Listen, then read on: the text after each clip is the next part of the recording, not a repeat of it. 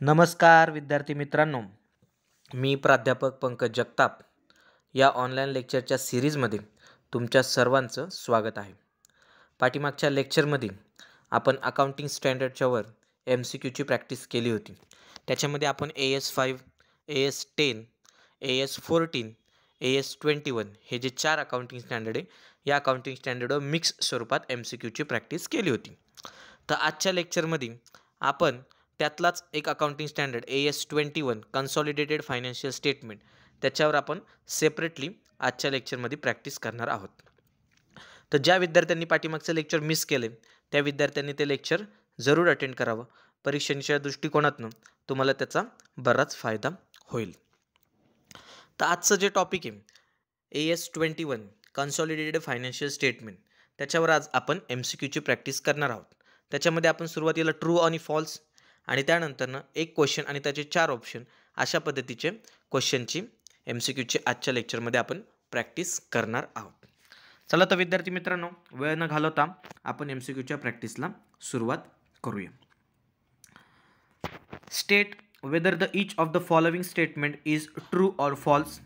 True or false आपल्याला काही question आहेत, तर त्या क्वेश्चनची आपण प्रॅक्टिस करणार आहोत.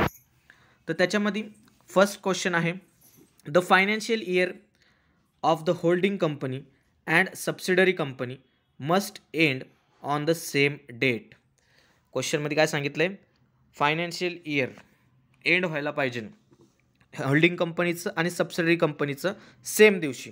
हे बरोबर आहे का चुकीचं आहे? तर या प्रश्नाचं उत्तर आहे फॉल्स. हे चुकीचं आहे. फायनान्शियल इयर होल्डिंग कंपनी असू द्या किंवा सबसिडरी कंपनी असू द्या, दोन्हींचं वेगळं वेगळं असू शकतं. कुणाचं 31 मार्च असू शकतं, कुणाचं 31 डिसेंबर असू शकतं. असं काही नाही आहे, असं काही कायदा नाही की दोघांचं, किंवा अकाउंटिंग स्टँडर्डमध्ये पण असं काय सांगितलं नाही किंवा कायद्यात सुद्धा असं सांगितलं नाही की दोघांचं अकाउंटिंग स्टँडर्ड सेम असलं पाहिजे. तर त्यामुळं या ठिकाणी क्वेश्चनमध्ये आपल्याला सांगितलं होतं की सेम असलं पाहिजे, पण तसं काही नाही आहे. त्यामुळं क्वेश्चन नंबर 1चं राईट आन्सर आहे फॉल्स. नेक्स्ट क्वेश्चन बघूयात. Question number 2. It is not legally necessary to prepare a consolidated income statement and consolidated balance sheet of the holding company and subsidiary company. कायद्यानुसार असं काही compulsory नाही आहे की holding कंपनीने आणि सबसिडरी कंपनीने एकत्र बॅलन्स शीट तयार केली पाहिजे, असं या प्रश्नामध्ये सांगितलेलं आहे. तर हे बरोबर आहे का चुकीचं आहे? तर या प्रश्नाचं राईट आन्सर आहे ट्रू. यस, हे बरोबर आहे. होल्डिंग कंपनी आणि सबसिडी कंपनीनी कन्सॉलिडेटेड फायनान्शियल स्टेटमेंट बनवलं पाहिजे असा कोणताच कायदा नाही आणि कायद्यानुसार हे कंपल्सरी नाही. हे आपल्याला कुठं सांगितलं आहे? अकाउंटिंग स्टँडर्डमध्ये सांगितलेलं आहे. अकाउंटिंग स्टँडर्ड म्हणजे काय कायदा असतो का? तर नाही. अकाउंटिंग स्टँडर्ड हा कायदा नसतो. आपल्याला अकाउंटिंग करताना काही समस्या आल्या तर त्याच्यावर institute of chartered accountant of India accounting standard तयार करून आपल्याला अकाउंटिंग करण्यासाठी हेल्प व्हावी, इझी जावं आणि त्याच्यातनं आपलं जे फायनान्शियल स्टेटमेंट आहे त्याची ट्रू आणि फेअर व्ह्यू मिळावा, यासाठी अकाउंटिंग स्टँडर्ड तयार केलेले आहेत. अकाउंटिंग स्टँडर्ड म्हणजे कायदा आहे का? तर नाही. आणि आपल्याला क्वेश्चनमध्ये काय सांगितलं, तर it is not legally necessary, कायद्यानुसार कंपल्सरी नाही आहे. तर हे एकदम बरोबर आहे. अकाउंटिंग स्टँडर्ड म्हणजे काय कायदा नसतो, ते फक्त स्टँडर्ड्स असतात. त्यामुळे क्वेश्चन नंबर 2चं राईट आन्सर आहे ट्रू. नेक्स्ट क्वेश्चन बघूयात आपण. A subsidiary company cannot acquire share in holding company. Subsidiary company holding कंपनीमध्ये शेअर ॲक्वायर करू शकत नाही, असं आपल्याला प्रश्नामध्ये सांगितलेलं आहे. यासाठी एक मी सिंपल आणि छोटं उदाहरण देतो, त्याच्यावरून तुम्हाला लगेच समजून जाईल. तुम्ही स्वतःचंच उदाहरण घ्या. तुम्ही स्वतः आहे, त्यानंतर तुमचे वडील आहेत आणि त्यानंतर तुमच्या वडिलांचे वडील म्हणजे कोण? तुमचे आजोबा आहेत. तर आपण या ठिकाणी असा केस घेऊया की तुमच्या आजोबांनी तुमच्या वडिलांना होल्ड केलं आहे आणि तुमच्या वडिलांनी तुम्हाला होल्ड केले. आलं लक्षात? तर या ठिकाणी सगळ्यात लहान तुम्ही आहे, तर तुम्ही कोण झाले? तुमच्या वडिलांचे सबसिडरी झाले. आणि तुमचे वडील कोण झाले? तुमच्या आजोबांचे सबसिडरी झाले. या ठिकाणी सगळ्यांचं होल्डिंग कोण झालं? तुमचे आजोबा. आजोबांनी होल्ड तुम्हाला केलं आहे, आजोबांनी होल्ड तुमच्या वडिलांना केलं आहे आणि तुमच्या वडिलांनी होल्ड कुणाला केलं आहे? तुम्हाला केलं आहे. तर आत्ताच्या केसमध्ये जर तुमच्या वडिलांनी तुम्हाला होल्ड केलं आहे तर तुम्ही परत तुमच्या वडिलांना होल्ड करू शकता का? तर नाही. हे एकदम चुकीचं होईल. वडिलांनीच तुम्हाला होल्ड केलं आणि तुम्ही काय वडिलांना होल्ड करणार? तर हे उदाहरणावरून आपल्याला समजून येईल की सबसिडरी या ठिकाणी वडिलांच्या आणि तुमच्या केसमध्ये तुम्ही सबसिडरी आहात आणि वडील कोण आहात, होल्डिंग आहे, वडिलांनी तुम्हाला होल्ड केलं, तर तुम्ही सबसिडरी आहात, तर तुम्हीच परत वडिलांना होल्ड करू शकता का, तर नाही. त्यामुळं या प्रश्नाचं राईट आन्सर आहे ट्रू. क्वेश्चनमध्ये काय सांगितलं होतं, subsidiary company cannot acquire share in holding company. Question number 3चं राईट आन्सर आहे ट्रू. नेक्स्ट क्वेश्चन बघूयात आपण. Question number 4, the share capital of the subsidiary company does not appear in the consolidated balance sheet.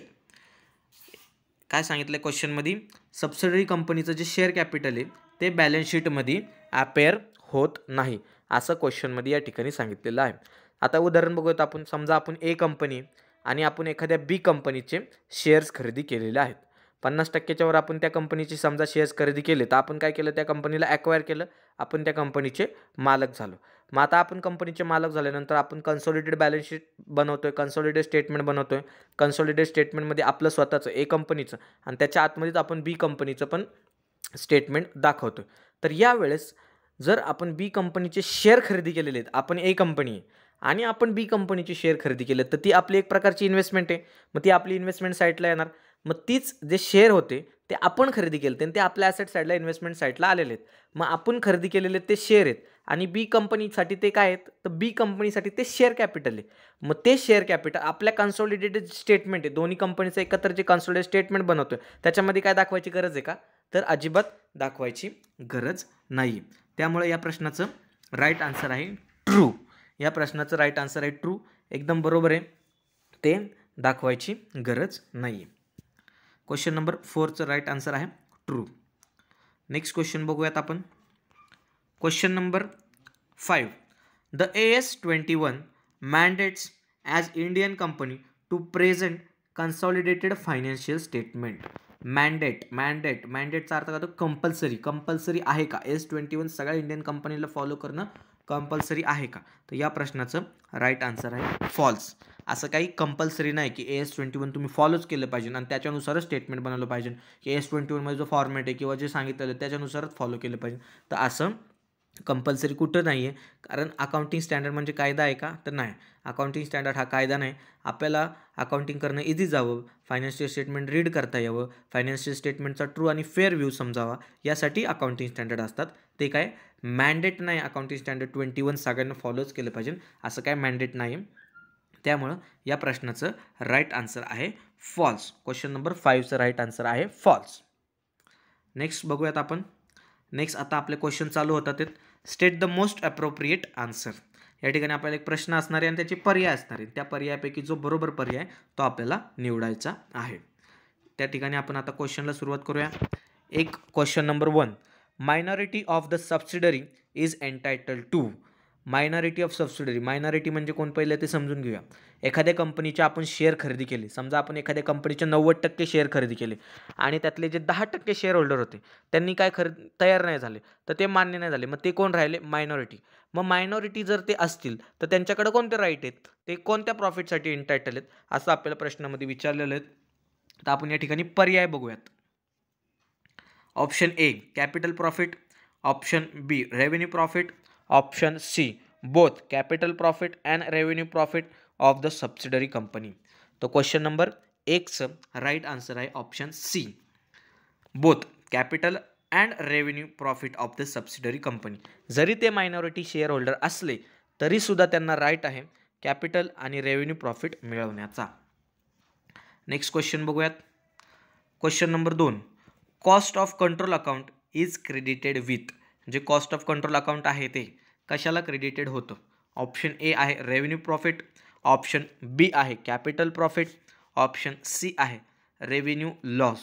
या ठिकाणी या प्रश्नाचं बरोबर उत्तर आहे कॅपिटल प्रॉफिट. कॉस्ट ऑफ कंट्रोलचे अकाउंट आहे ते क्रेडिटेड करतो आपण कॅपिटल प्रॉफिटला. नेक्स्ट क्वेश्चन बघूयात. Question number 3, issue of bonus share by the subsidiary company out of the capital profit will be. आता काय झालं, या ठिकाणी सबसिडरी कंपनीला आपण हे केलेलं आहे, काय केलेलं आहे, बोनस दिलेला आहे. म्हणजे काय, एखादी ए कंपनी आणि त्या कंपनीने बी कंपनीला काय केलं, ॲक्वायर केले, त्याचे शेअर खरेदी केलेत, मालिक झालेत आणि त्याच कंपनीला त्यांनी परत बोनस दिले. मग त्याचा काही इफेक्ट होणार का, असं आपल्याला प्रश्नामध्ये विचारलेलं आहे. म्हणजे काय, सोप्या भाषेत सांगायचं झालं तर आपण एका खिशातनं पैसे काढले आणि तेच पैसे आपल्याच दुसऱ्या खिशात ठेवले. मग आपलेच पैसे आपण एका खिशातनं काढून दुसऱ्या खिशात ठेवले, तर सांगा आपल्या पैशाची काय वाढ झाली का, नाही. आपले पैसे काही कमी झाले का, नाही. तर आपला काहीच इफेक्ट झाला नाही. त्यासाठी आपण पर्याय बघूयात.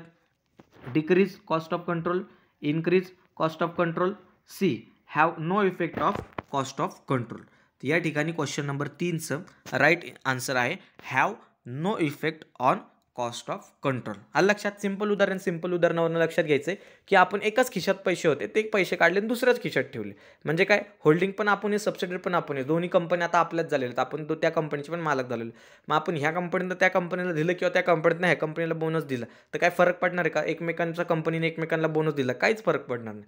आपल्याला काय पैसे वाढणार आहेत का, आपले नाही, कमी पण नाही होणार, वाढणार पण नाही. एका खिशातनं पैसे काढून दुसऱ्या खिशात ठेवले, काय पैशाची वाढ पण झाली नाही, पैशाची कमी पण झाली नाही. त्यामुळे काय अकाउंटिंग करण्याचं तिथं काय चेंजेस बिझनेसमध्ये काय फायनान्शियली होतच नाही. त्यामुळं क्वेश्चन नंबर 3चं राईट आन्सर आहे ऑप्शन सी. नेक्स्ट क्वेश्चन बघूयात आपण. Question number 4, inter company owings on account of dividend will be shown in the consolidated balance sheet. एकदम सेम क्वेश्चन आहे. पाठीमागच्या क्वेश्चनमध्ये बोनस होतं, आत्ताच्या क्वेश्चनमध्ये काय, इंटर कंपनी ओनिंग्स. आपण पर्याय बघूयात. On the asset side, on the liability side, nowhere. Inter company owing, एकमेकांच्या कंपनीमध्ये आपण जर ओनिंग केलेलं आहे आणि त्याच्यानंतर डिव्हिडंड मिळालेले त्या शेअरवर, तर ते डिव्हिडंड मिळाल्यानंतर काय इफेक्ट होणार आहे का. त्या ठिकाणी क्वेश्चन नंबर 4चं राईट आन्सर आहे नोवेअर. सेम पाठीमागच्या क्वेश्चनमध्ये जे उदाहरण दिलं तेच, एका खिशातनं पैसे काढून दुसऱ्या खिशात टाकणं, काहीच इफेक्ट होणार नाही. या ठिकाणी राईट आन्सर आहे नोवेअर. क्वेश्चन नंबर 4चं राईट आन्सर आहे सी, नोवेअर. नेक्स्ट क्वेश्चन बघूयात. क्वेश्चन नंबर 5, आपला शेवटचा क्वेश्चन आहे हा. Question number 5, taxation provision made by the subsidiary company will appear in the consolidated balance sheet as an item of. आपण taxation provision करतोय, consolidated balance शीटमध्ये तिचा effect काय होणार, असं आपल्याला या ठिकाणी विचारलेलं आहे. तर आपण पर्याय बघूयात. Option A current liability, option B revenue profit, option C capital profit. तर या प्रश्नाचं राईट आन्सर आहे ऑप्शन ए करंट लायबिलिटी. आपण टॅक्सेशनसाठी प्रोव्हिजन केले की भविष्यात आता टॅक्स आपल्याला भरायचं आहे, तर आत्ताच आपण त्याची प्रोव्हिजन करून ठेवली, आत्ताच पैसे बाजूला काढून ठेवले, तर ती जी प्रोव्हिजन केलेली ती आपल्याला कन्सॉलिडेटेड स्टेटमेंटमध्ये कुठं जाणार आहे, करंट लायबिलिटीला आपण दाखवणार आहोत. ओके, तर ठीक आहे विद्यार्थी मित्रांनो, आजचं लेक्चर आपण या ठिकाणीच थांबवतोय. जे विद्यार्थी चॅनलला नवीन आहेत त्या विद्यार्थ्यांनी चॅनलला सबस्क्राईब करावं, व्हिडिओला लाईक करा. तुम्हाला लेक्चर कसं वाटलं कमेंट सेक्शनमध्ये मला जरूर कळवा आणि जास्तीत जास्त तुमच्या विद्यार्थी मित्रांसोबत लेक्चर शेअर करा. ओके, थँक्यू, धन्यवाद.